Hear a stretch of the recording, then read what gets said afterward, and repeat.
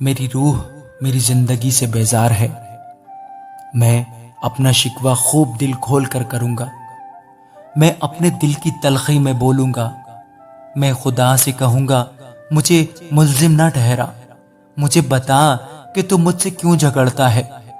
کیا تجھے اچھا لگتا ہے کہ اندھیر کرے اور اپنے ہاتھوں کی بنائی ہوئی چیز کو حقیر جانے اور شریروں کی مشورت کو روشن کرے؟ کیا تیری آنکھیں گوشت کی ہیں یا تو ایسے دیکھتا ہے جیسے آدمی دیکھتا ہے؟ کیا تیرے دن آدمی کے دن کی طرح اور تیرے سال انسان کے ایام کے مانند ہیں کہ تو میری بدکاری کو پوچھتا اور میرا گناہ ڈھونڈتا ہے؟ گو تجھے معلوم ہے کہ میں شریر نہیں ہوں اور کوئی نہیں جو تیرے ہاتھ سے چھڑا سکے۔ تیرے ہی ہاتھوں نے مجھے بنایا اور سراسر جوڑ کر کامل کیا، پھر بھی تو مجھے ہلاک کرتا ہے۔ یاد کر کہ تو نے گندی ہوئی مٹی کی طرح مجھے بنایا، اور کیا تو مجھے پھر خاک میں ملائے گا؟ کیا تو نے مجھے دودھ کی طرح نہیں اڈیلا اور پنیر کی طرح نہیں جمایا؟ پھر تو نے مجھ پر چمڑا اور گوشت چڑھایا اور ہڈیوں اور نسوں سے مجھے جوڑ دیا۔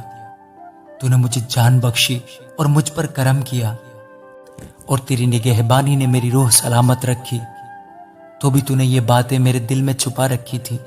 میں جانتا ہوں کہ تیرا یہی ارادہ ہے کہ اگر میں گناہ کروں تو مجھ پر نگران ہوگا اور تو مجھے میری بدکاری سے بری نہیں کرے گا۔ اگر میں بدی کروں تو مجھ پر افسوس، اگر میں صادق بنوں تو بھی اپنا سر نہیں اٹھانے کا، کیونکہ میں رسوائی سے بھرا ہوں اور اپنی مصیبت کو دیکھتا رہتا ہوں۔ اور اگر سر اٹھاؤں تو شیر کی طرح مجھے شکار کرتا ہے اور پھر عجیب صورت میں مجھ پر ظاہر ہوتا ہے۔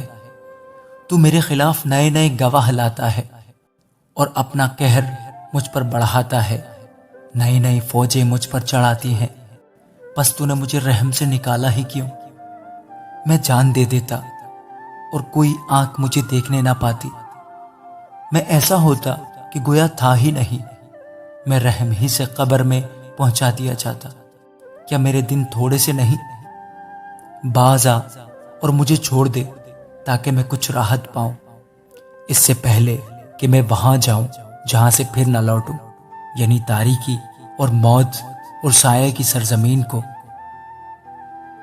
گہری تاریکی کی سرزمین جو خود تاریکی ہی ہے، موت کے سایہ کی سرزمین جو بے ترتیب ہے اور جہاں روشنی بھی ایسی ہے جیسی تاریکی۔ آمین۔